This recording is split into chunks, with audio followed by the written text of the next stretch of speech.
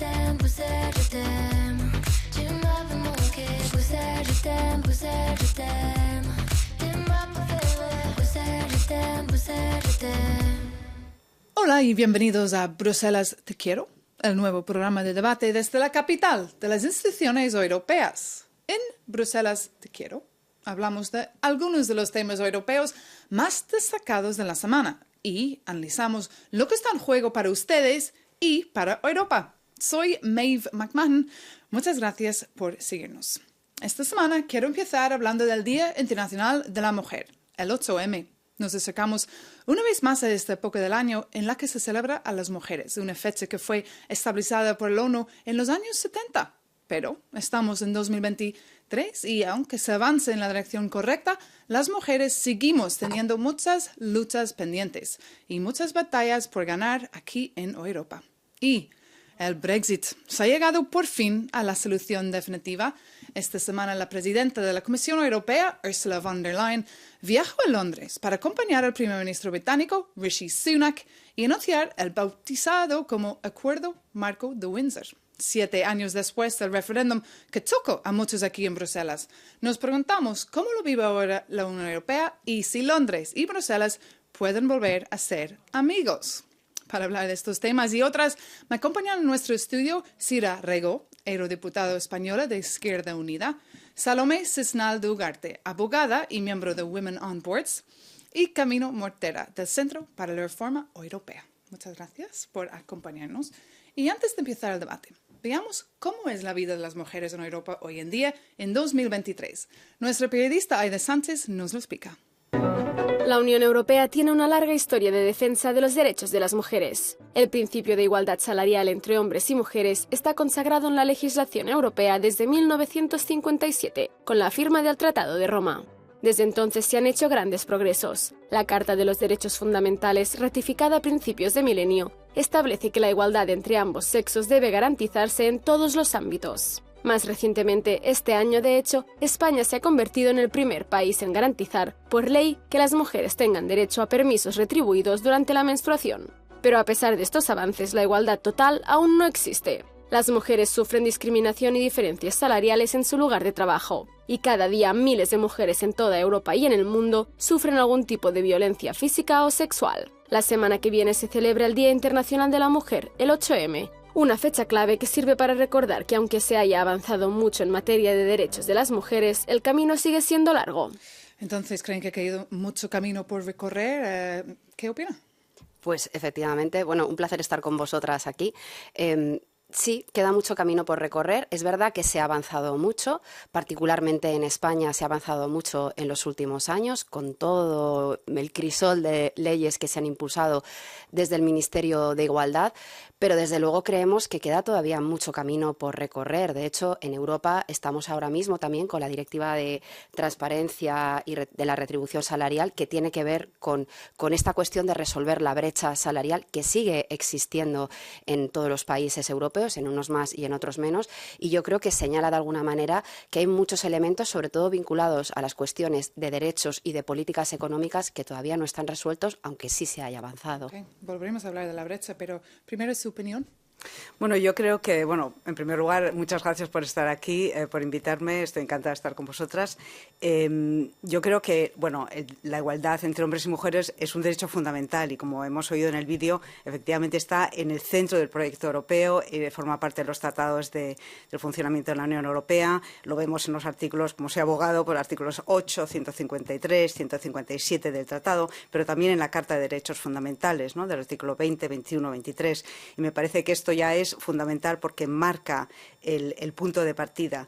Y también se ha avanzado mucho durante los últimos años a nivel europeo, a nivel España. Recordemos, yo recuerdo a mi abuela que no pudo votar hasta los años hasta 1933, pero incluso mi madre no tuvo acceso a una cuenta bancaria, no pudo acceder a un puesto de trabajo, no pudo firmar incluso un contrato sin la autorización de su marido. Menos mal, las cosas han cambiado un poco. Entonces, efectivamente, ha cambiado muchísimo y yo creo que también en el ámbito laboral y en en el ámbito económico, que es donde yo me muevo, en Women on Board hemos trabajado durante muchos años para que se publicara la directiva de los consejos de administración, y por fin, a finales de diciembre del año pasado, se publicó la directiva que establece que hay que tener un 40% de igualdad, un 40% de mujeres en los consejos de administración.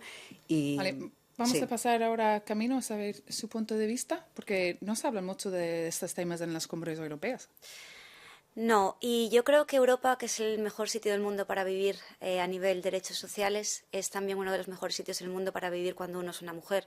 Pero desgraciadamente en algunos países se están dando pasos hacia atrás. Me refiero, por ejemplo, al caso de Polonia con el tema del aborto, las nuevas leyes también en Hungría, y creo que esto, que yo entiendo que a nivel legal, a nivel europeo, no está directamente en los tratados, que es lo que te dirían este tipo de gobiernos un poco iliberales y ciertamente no egalitarios, debería ponerse en el centro también de la integración europea. Es decir, no podemos tener Estados miembros en los que, en lugar de darse pasos hacia adelante, se estén dando pasos hacia atrás en la igualdad de las mujeres. Y erradicar la violencia de género es un gran reto. Me imagino que es una cosa que se habla mucho en el Parlamento, porque la situación también empeoró durante la pandemia de coronavirus, y tenemos unas cifras que podemos enseñar más de cerca. ¿Cuáles son las cifras? Porque se ve que 1 de cada 3 mujeres, 33% de la Unión Europea, ha sufrido violencia física o sexual, y el 75% de las mujeres que ocupan un puesto profesional o de alta dirección han sufrido acoso sexual. Y 1 de cada 10 mujeres ha sufrido alguna forma de acoso sexual a través de las nuevas tecnologías, el stalking, por ejemplo. Así que queda mucho para hacer, ¿no? Sí, yo creo que es lo que hablábamos hace un minuto, ¿no? Que efectivamente se ha avanzado mucho en políticas de igualdad de género, pero lo que necesitamos es una igualdad real y efectiva, y es ahí donde está la diferencia, ¿no? Y ya también caminar un poco hacia políticas de equidad. En términos de violencia, violencia sexual, acoso sexual, pero bueno, también en el ámbito laboral existe la brecha salarial, que es una forma de desigualdad también existente, Claro. ¿no? Y como eurodiputado en el Parlamento, ¿cómo se siente ahí en el mundo? Porque hay muchos más hombres. Claro, hay muchos más hombres, y porque en definitiva estamos en un mundo que hay que reformar o que hay que transformar, como dice el feminismo, precisamente porque está construido con unas reglas del juego hechas a la medida de los señores.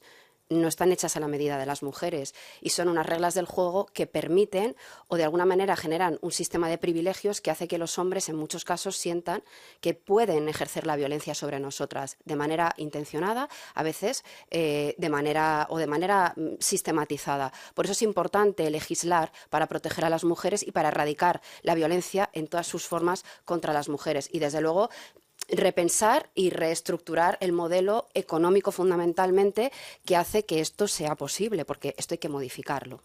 Hay que modificarlo, claro. ¿Cuál es su punto de vista? Yo creo que Sira tiene razón en que las reglas del juego están hechas para una sociedad que quizás ya no exista, ¿no? Está muy enfocada... Como la de su abuela. Claro. Sí. Está muy enfocada no solamente a los hombres, sino a aquella sociedad en la que los cuidados no importaban. Y desgraciadamente seguimos siendo las mujeres las que cuidamos a los niños, cuidamos a los mayores, cuidamos a los amigos, intentamos cuidar de nosotras mismas.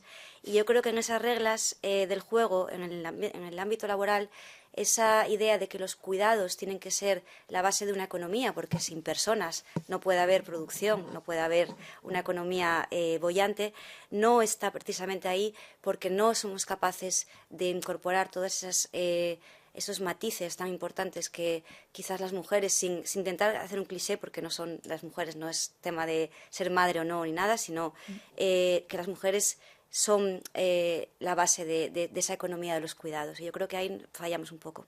Ok, y me gustaría volver al tema del abuso, porque tenemos el Convenio de Estambul, el documento no de la Unión Europea, del Consejo de Europa. Son 25 páginas destinadas a reducir la violencia contra las mujeres. Pero ¿qué pasa con este documento? Porque se ve que está muy retrasado. Los países de la Europa del Este dicen que erosiona los valores familiares, por ejemplo.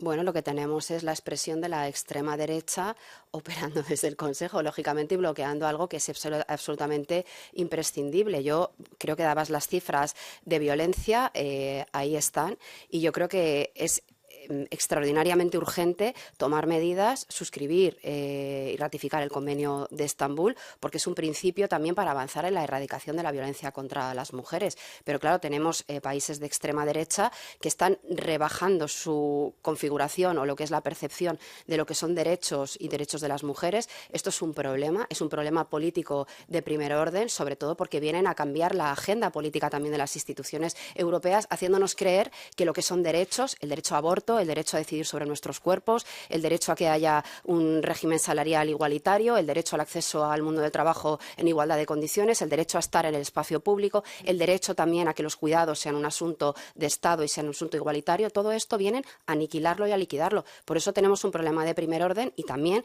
tendría que dar cuenta de ello las instituciones europeas. Salomé. Sí, por supuesto, completamente de acuerdo. Y yo creo que en ese sentido precisamente es muy interesante, o sea, el reciente pacto de Simone Veil, seguramente has oído hablar de él, porque bueno, fue una iniciativa del grupo de los liberales en el Parlamento, pero muy en esa línea precisamente, ¿no? O sea, de constatar que existe una realidad que necesita el refuerzo, ¿no? A nivel de derechos feministas, si queremos llamarlos así, pero bueno, que son derechos que se aplican no solo ya a mujeres, pero también a hombres, ¿no? O sea, dirigidos a los derechos sexuales y bueno, reproductivos, derechos de conciliación familiar, que en definitiva es un poco también lo que dices tú, que no solamente políticas de igualdad, pero a ver, las medidas, las condiciones para ello, derechos de garantías en el mundo laboral, en términos de representación política, o sea, todo un cúmulo, 5 principios fundamentales para ello. Y ahora podemos mirar unas cifras, echamos un vistazo en...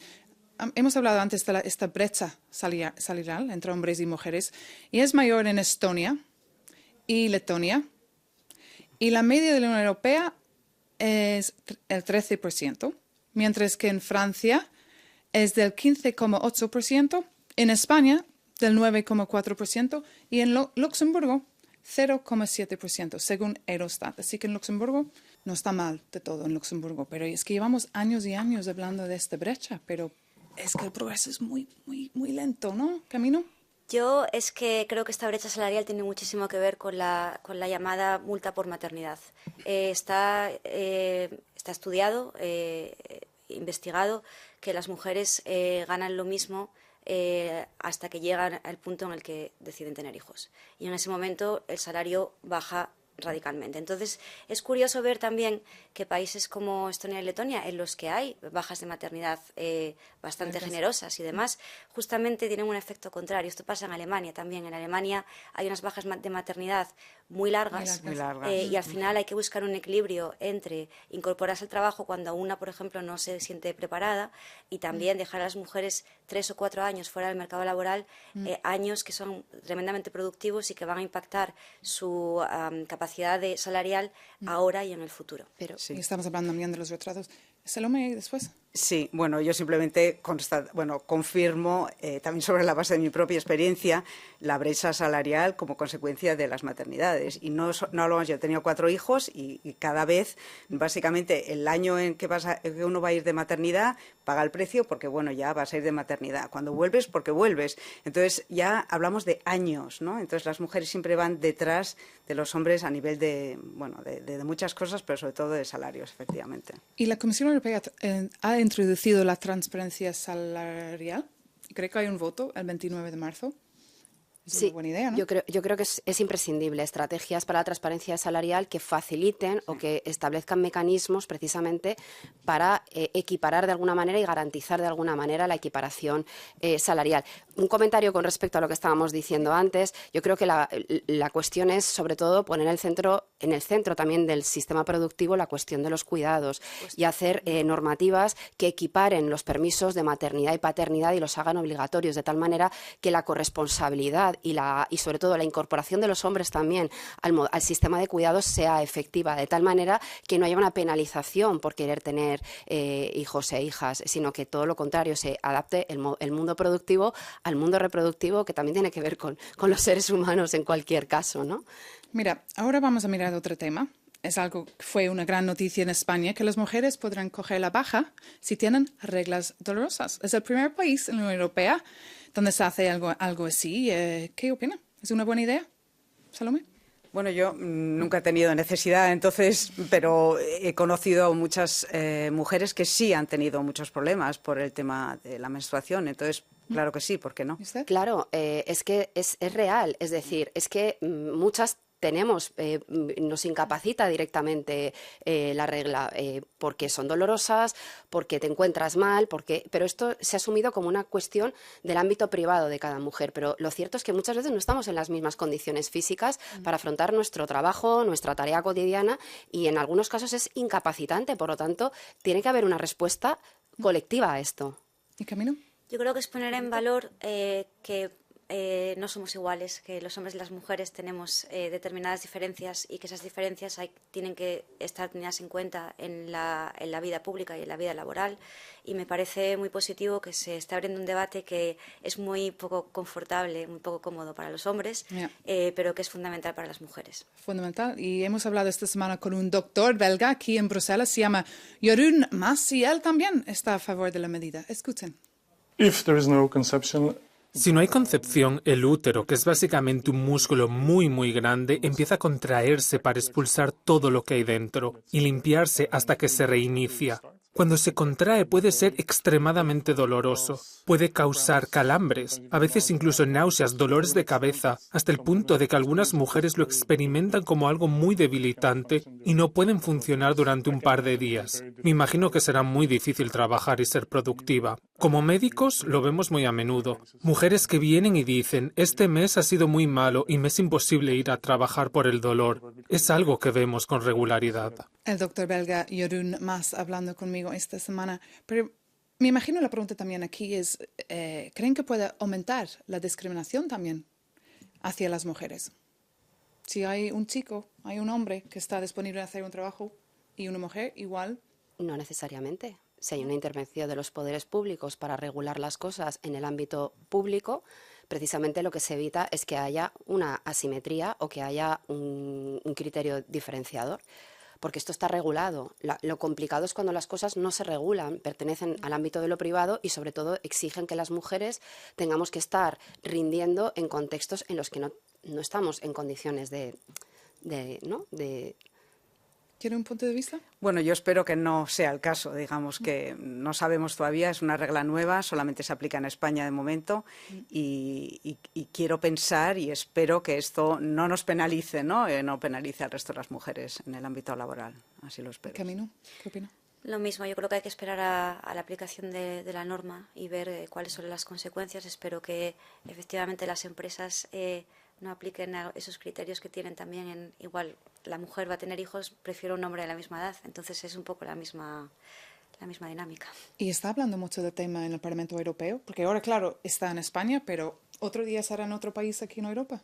Bueno, de momento es un debate que en su momento pues sí tuvo un cierto eco, pero vamos, a mí no me consta que se esté debatiendo esto en el Parlamento y bueno, pues ojalá sea un tema que se traslade a otros países europeos. Creo que en ese sentido, desde luego, en España lo que estamos es muy orgullosas de estar siendo vanguardia en la ampliación de derechos para las mujeres y ojalá se replique en otros lugares. Estábamos hablando antes precisamente de la extrema derecha limitando y recortando nuestros derechos. Qué bien tener un país como España que hace todo lo contrario, que es ensancharlos. Salomé. Sí, completamente de acuerdo, así que no. ¿Y último comentario? Yo estoy de acuerdo también. Completamente de acuerdo. 3 mujeres que están completamente de acuerdo con eso.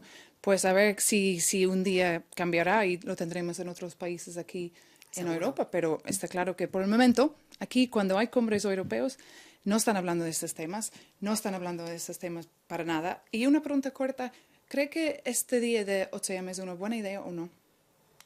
Una ronda rapidita.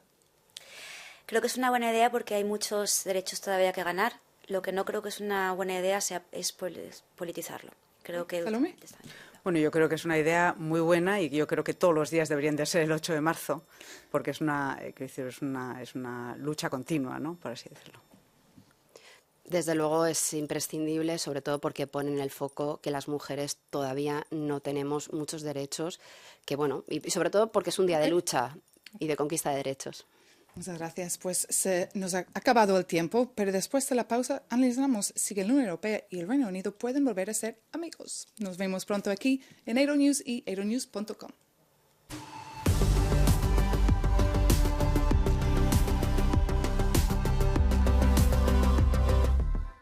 Bienvenidos de nuevo a Bruselas Te Quiero, el nuevo programa de debate desde la capital de las instituciones europeas. Ahora, una de las noticias más destacadas ha sido el nuevo acuerdo marco de Windsor, cuyo objetivo es que la mayoría de las mercancías que van de Gran Bretaña a Irlanda del Norte no necesiten controles.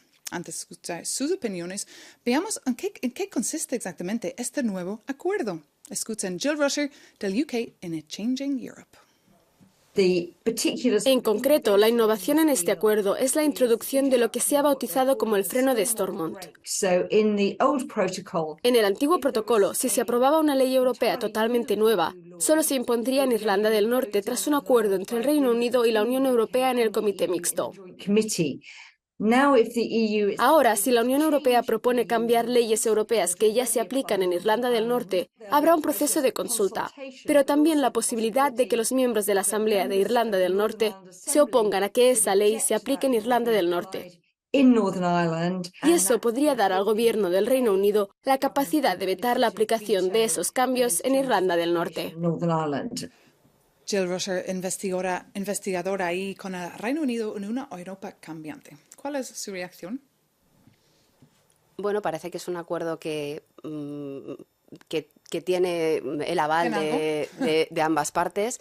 Nosotros, desde luego, desde nuestro grupo, el análisis que hacemos así a vuela pluma e inicialmente, porque es algo reciente, es que nos preocupa sobre todo las derivadas que normalmente tienen la aplicación de este tipo de acuerdos, sobre todo en términos sociales y de garantía de derechos. Es decir, hemos estado muy preocupadas, observando un poco cuál ha sido el efecto del Brexit, sobre todo a nivel de derechos de la gente trabajadora, tanto de la gente de países europeos desplazados allí, como la gente trabajadora que vive. Volveremos, pero ahora reacciona a este acuerdo de Windsor.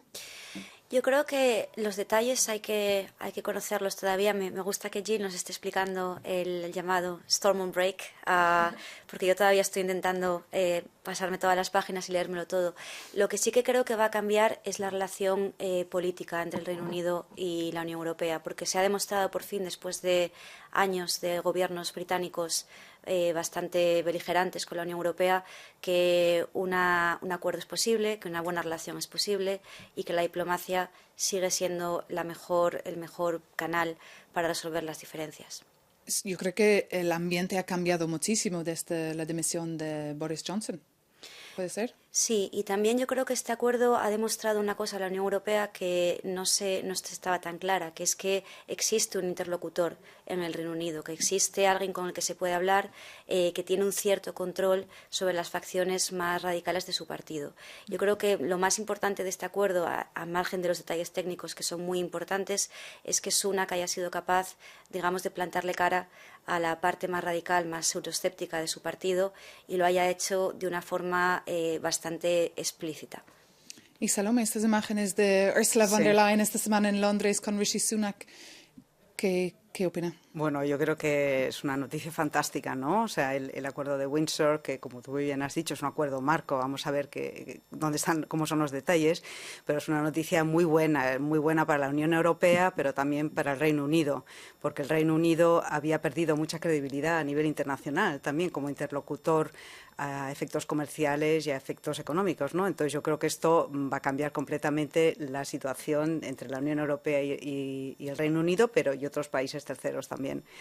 Luego vamos a ver efectivamente cómo se aplican los detalles. Queda también la ratificación por parte de las partes y vamos a ver en el Reino Unido si efectivamente los unionistas aceptan el tratado, ¿no? Eso es lo más importante, porque hay que hablar con ellos antes de hablar con nadie. Y entonces, claro, ahí. Y más general, ¿cómo se ha afectado, cómo se ve el Brexit desde la perspectiva española?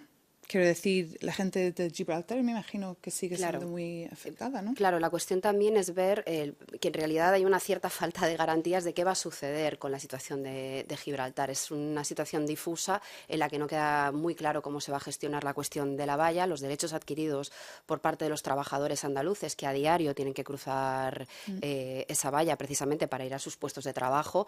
Es un tema al que nosotros particularmente le hicimos mucho seguimiento en su momento. Había muchísima preocupación, sobre todo en la zona del campo de Gibraltar, porque es una zona que depende económicamente, es una de las más pobres a nivel europeo, donde más desigualdades hay y que depende muchísimo de tener ese canal abierto para poder ir a hacer sus tareas, sus trabajos. Entonces, bueno, pues digamos que con todo esto no queda muy aclarada la situación. Lo que esperamos y confiamos es que este tipo de acercamientos sirvan también para clarificar y para facilitar ese tránsito y esa garantía de derechos para la gente trabajadora en el campo de Gibraltar. Camino. Yo creo que desde la perspectiva española es importante tener una buena relación con el Reino Unido, que al final se ha ido de la Unión Europea, pero no se ha ido de Europa. Es un aliado fundamental, sobre todo en el momento en el que estamos en la Unión Europea, en un momento de conflicto con Rusia, en un momento también de tensiones con China. Yo creo que para España, como país tremendamente pro-europeo y pro-integración, al que le interesa una Europa fuerte, es muy importante tener una buena relación y una relación, digamos, racional con el Reino Unido, que es lo que parece que estamos viendo. Y hemos visto que en sus últimos años muchos científicos han huido de Inglaterra a causa de Horizon Europa, porque no han tenido fondos.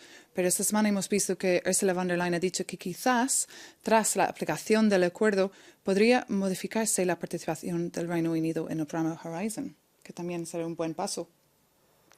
Claro, es que lo que Sin duda. Sí. Sin duda. Lo que es dramático es que cuando hablamos de la aplicación y de las consecuencias que tiene un mecanismo de este tipo sobre los derechos y sobre las vidas de la gente, tiene que ver con elementos concretos como este, es decir, que no se está garantizando la posibilidad de desempeñar determinadas profesiones, determinados trabajos en el marco del Brexit, ¿no? Y estos son los elementos que también hay que resolver precisamente, ¿no? Y que ojalá los acuerdos faciliten y abran las vías para que se garanticen este tipo de trabajos y de desempeños. Salome. Sí, no, yo simplemente constatar que efectivamente es lo que ha dicho Ursula von der Leyen y me parece fundamental.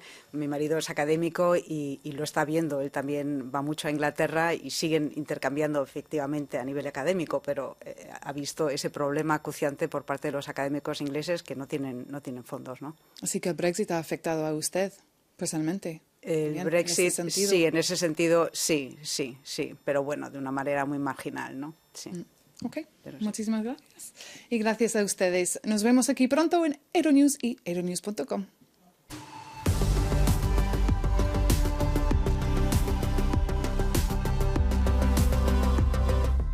Bienvenidos de nuevo a Bruselas Te Quiero, el nuevo programa de debate desde la capital de las instituciones europeas. Ahora, uno de los temas que nos han llamado la atención es la Semana de la Moda de París. Echamos un vistazo a lo que fue tendencia en la pasarela.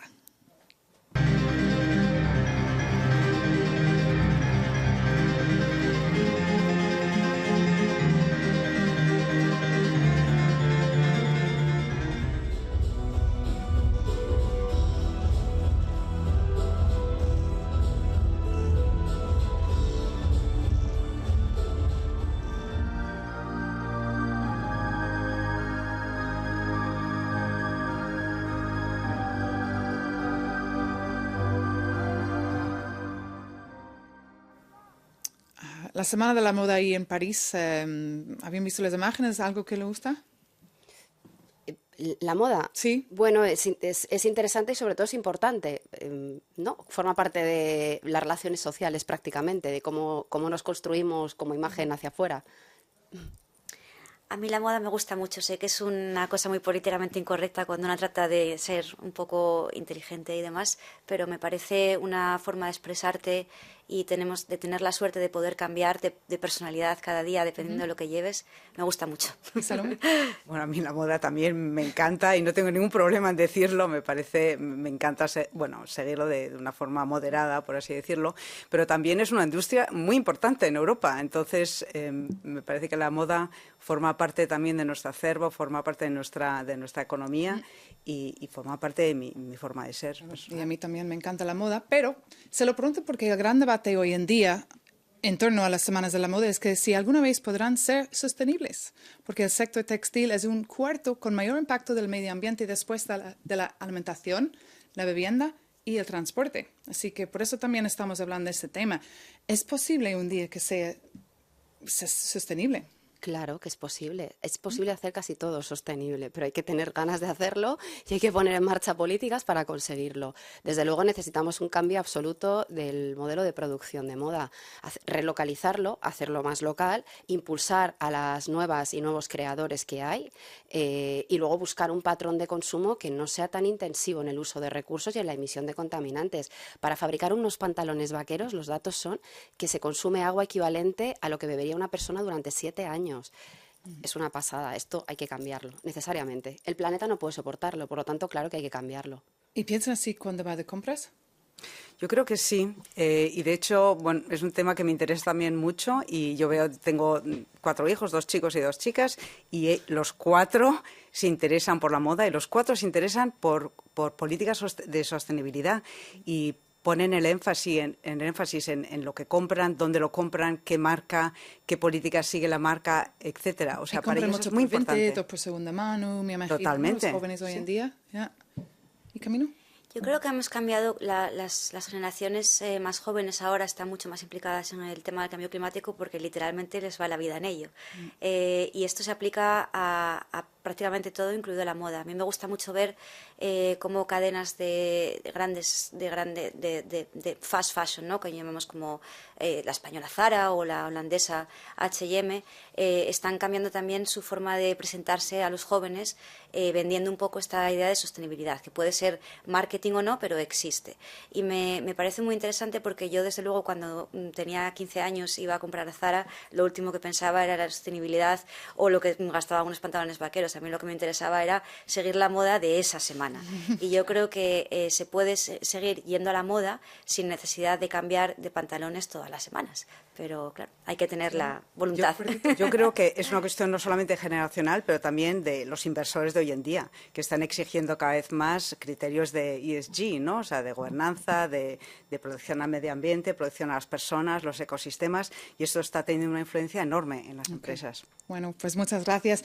Esto es todo que tenemos aquí en Bruselas Te Quiero. Muchas gracias a nuestros invitados y gracias a ustedes por seguirnos. Nos vemos pronto aquí en Euronews.